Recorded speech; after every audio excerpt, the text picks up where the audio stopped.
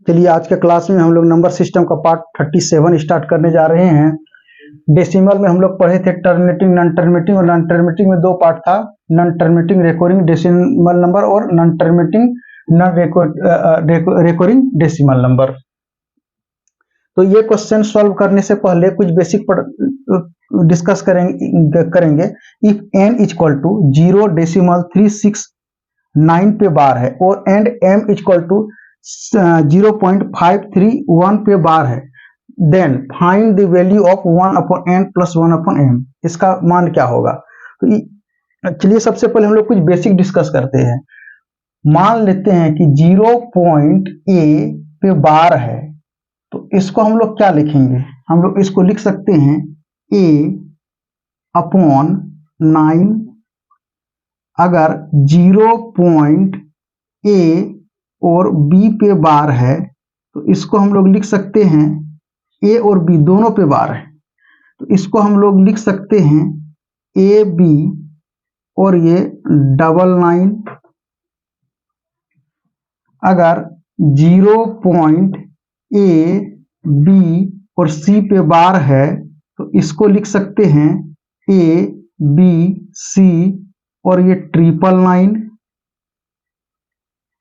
कहने का मकसद है कि 0.7 पे बार है तो इसको हम लोग लिख सकते हैं 7/9। और अगर 0.86 पे बार है तो इसको लिख सकते हैं 86/9। अगर 0.532 तीनों पे बार है तो इसको लिख सकते हैं 532 और ये 999। अब फिर कुछ बेसिक चेंज करते हैं। सपोज अगर 0.a और ये b रहेगा और केवल b पे बार है, a पे नहीं, केवल b पे बार है, तो उस केस में हम लोग क्या करेंगे? इसको लिखेंगे a और b। जिस पे बार नहीं उसको माइनस करेंगे, इसको माइनस करेंगे, a को माइनस करेंगे। अब यहाँ क्या, यानी केवल b पे बार है तो इसलिए a को 9 लिखें, और b के बाद जो है a है यानी 1 डिजिट है इसलिए को 0 पुट किए।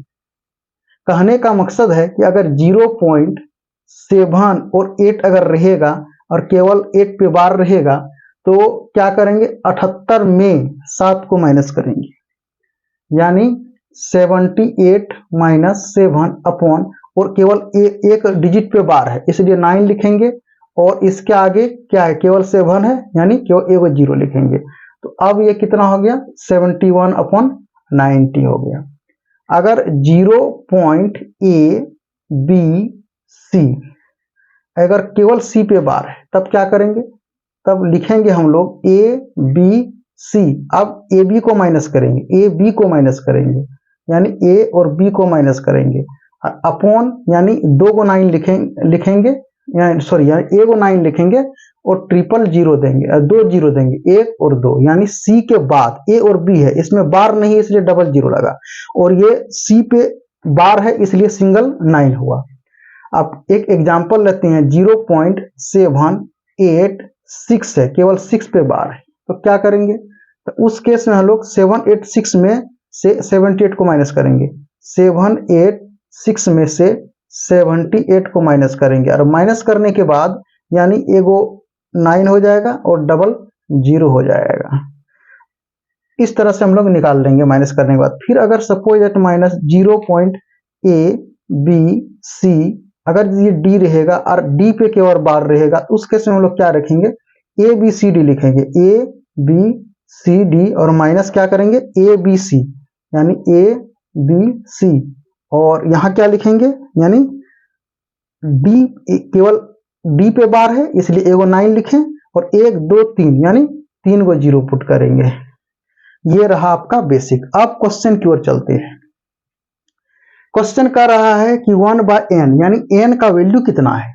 ये हो गया आपका n का वैल्यू जो है, n का वैल्यू जो है कि 0.369 और तीनों डिजिट पे बार है।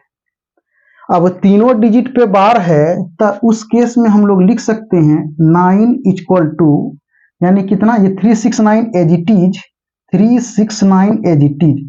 और क्या हम पढ़ाए हुए थे कि अगर सिंगल ए है और इस पर बार है तो ए अपॉन ए, यानी कहने का मतलब है इसमें 369 है और तीनों डिजिट पे बार है, तब हम उस केस में 999 लिख सकते हैं। अब ये क्या डिविजिबल किस डिजिट से होगा, तो इसको अगर ऐड करते 369 और ये होगी 9, यानी 9 से डिवाइड हो जाएगा, यानी 9 से डिवाइड हो जाएगा तो 9 4 जा 36 और 9 1 जा 9, 9 1 जा 9, 9 1 जा 9, 9 1 जा 9, यानी n का वैल्यू आपका निकल करके आ गया 41 अपॉन 111। अब m का वैल्यू हमको फाइंड आउट करना है, तो m का वैल्यू कितना है, तो m का वैल्यू जो है आपका 0.531 है। चलिए अब 0.53 और 1 है, यानी तीनों डिजिट पे बार है। तो अब m का वैल्यू कितना हो जाएगा, m का वैल्यू 531 यानी 531 और 999 हो जाएगा, क्योंकि 3 गो पर बार है। और हम बार वाला यहाँ डिस्कस कर चुके थे कि अगर डबल पे बार रहेगा 999, ट्रिपल पे बार रहेगा तो 999। अब क्या ये 9 से विभाजित होगा, 538 और 19, यानी हो जाएगा, यानी कितना बार में होगा, 9 का टेबल पढ़िए, 5 बार में हो जाएगा 9 5 45 और हो जाएगा 9 9 जा 81, यानी ये आपका जो है कि 9 से डिविजिबल हो जा रहा है, या साइड में करके भी दिखा दे रहे हैं। 5 3 1 9 5 जा 45, ये हो गया 13 में 8, इतना हो गया आपका, कैंसिल आउट हो गया, 81 9 9 जा 81, ये आपका निकल करके आ गया, यानी कितना हो गया 59। अब 59 और यहाँ अगर यदि हम ये लिखेंगे तो 1 2 3 यानी 9 1 जा 9 1 जा 9, यानी m का वैल्यू आपका निकल करके आ गया 59 अपॉन 1111। अब जो है वैल्यू हमको 1 अपॉन m और 1 upon n plus 1 upon m का निकालना है। तो हम अगर मान लिया जाए n का वैल्यू अगर 5/7 रहेगा, तो अगर हम पूछे 1/n का वैल्यू क्या होगा, तो आप कहिएगा कि 7/5 होगा, यानी पलट गया, ये 7 ऊपर चला गया, 5 नीचे आ गया। ऐसा क्यों हुआ, ऐसा इसलिए हुआ कि अगर हम 1/n को लिखते हैं तो लिख सकते हैं 1 डिवाइडेड बाय n, तो 1 नहीं कुछ तो नीचे 1 और यहाँ डिवाइड देंगे, n का वैल्यू कितना आ गया, 5/7 है, 5/7, तो 1/1 मल्टीप्लाई ऊपर चला गया, 7 नीचे आ गया, ये हो गया आपका 7/5। तो देखिए 1/n 7/5, ये आपको क्लियर करके दिखा दिए। अब हमको 1/n प्लस 1 का वैल्यू फाइंड आउट करके हमको निकालना है। तो 1/n प्लस 1/m, तो 1/n का n का वैल्यू कितना है 41/11 है। तो क्या हम करते हैं, इसको ऊपर लिख देते हैं 1 2 3 और ये 41 नीचे आ गया, 41 ये हो गया, प्लस अब m का वैल्यू कितना है, अब m का वैल्यू ये रहा आपका, और n का वैल्यू आपका ये रहा, तो इसको पलट दिए, 111 ऊपर चला गया और 41 नीचे आ गया, 111 ऊपर चला गया, 111 ऊपर चला गया और ये 51 नीचे आपका आ गया, ये आपका 59 नीचे आ गया। अब क्या करेंगे हम लोग, कॉमन तो पढ़े हैं, तो 111 जो है कि कॉमन आ जाएगा, कॉमन आ जाएगा तो उस केस में हम लोग क्या करेंगे, एक ट्रिक जान लीजिए, 111 को एजिटीज लिख दीजिए, और नहीं करके दिखा देते हैं, ये कॉमन आ गया तो आपका 1/41 हो गया प्लस 1/59 हो गया।